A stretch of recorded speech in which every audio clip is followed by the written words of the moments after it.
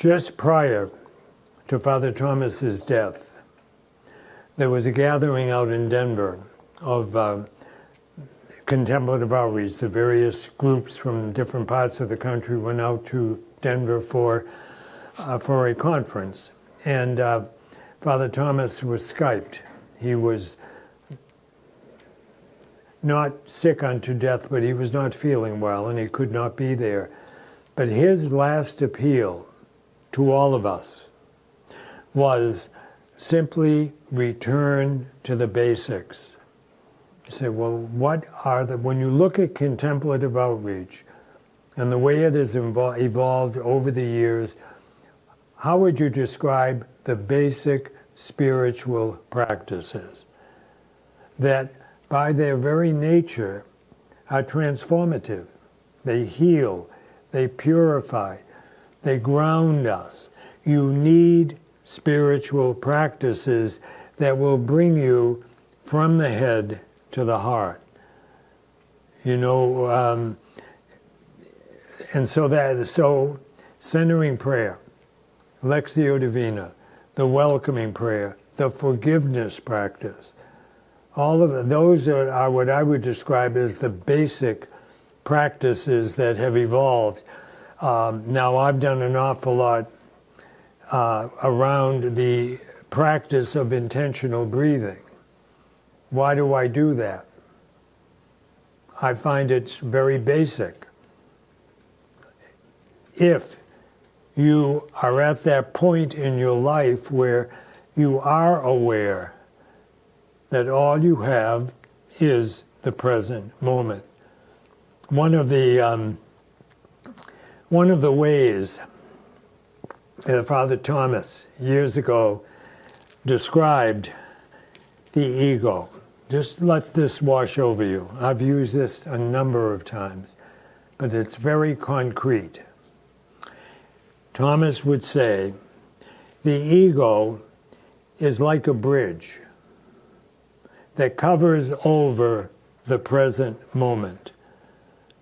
So what we have to discover in the context of our daily lives, at what end of the bridge do we expend our psychic energy? You know, oftentimes by their personality, a personality type, people tend to ruminate about the past. It's always something happened 2 or 3 days ago, and it's like, it's all over. It's done. And Thomas went on to say, and God is not present in the past. So it's egoic energy going nowhere. Or if you're anything like myself, the other end of the bridge are those personality types who have a tendency, and it's a deeply embedded tendency, to project into the not yet future. So the retreat ends tomorrow. I'm going to be staying with Dan and his family tomorrow night, and then, now is my plane going to take off on time on Monday? Will I get back to Boston I want to get back home. Stop the projection. I mean, that's real discipline. That's not denial. That's not repression. How do you do that? So that was Thomas's image. And then the practice that I integrate into that tendency of either, and I go on, both ends of the bridge. I'm more prone to projecting into the not yet future, but I have my moments of ruminating, getting all, woo. So the practice that, actually it was Cynthia Bourgeot, who had written an article in Richard Rohr's periodical, and it was called Present Moment Awareness. And as we were saying, Brother Lawrence de Croussard, how, and this again, how do you choose? It's a question of choice, because it's very entertaining, to be on the roller coaster.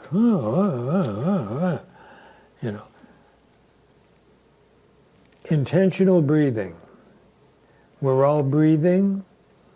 And what Cynthia went on to say is, like we do in centering prayer, bring your intention to your breath. You can do it. What's the point? The point is, and this is how you do it. This is my active breath practice, particularly when I'm walking at any point, because I'm walking. And so it's much easier to pay attention to the breath.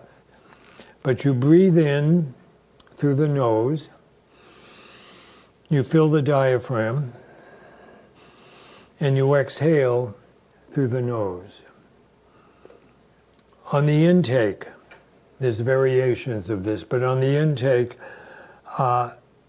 interiorly say acceptance. And on the exhale, surrender. Then you would say legitimately, well, how long can I do that? I'd say for about a nanosecond, because the ego is trying to catch your attention. So the discipline is return to the breath. Return to the breath. See, we're talking about a spiritual discipline. This isn't a cakewalk. It's a real spiritual practice, like centering prayer, and it's not arising out of a willfulness. I'll do it, thanks, now I'll do it. Yeah, for about 2 seconds.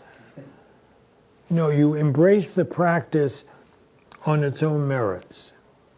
So you breathe in, acceptance, exhale, surrender, and then I'm off and running, or someone's coming with their dog and I'm distracted.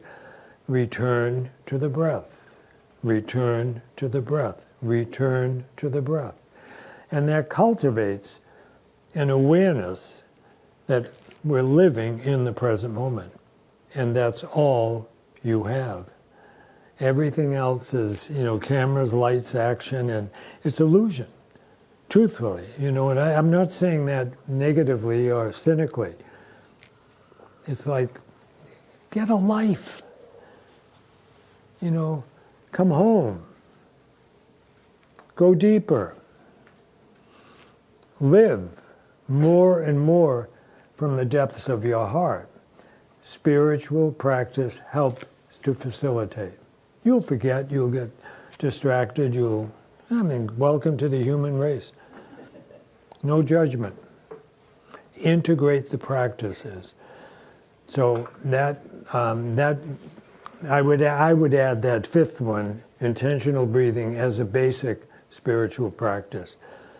Really, because how otherwise do we live in the present moment, given the intensity of the egoic pulling you here and there? Doesn't that make sense? So again, be patient, as Jackie said, be patient, because again, you begin the practice and then you're going to be off and running. Return to the breath. Return to the breath. And it's been a huge, huge help. And I'm failing more than I'm successful, if I could put it that way, but I'm convinced I want to keep integrating this active practice in my life.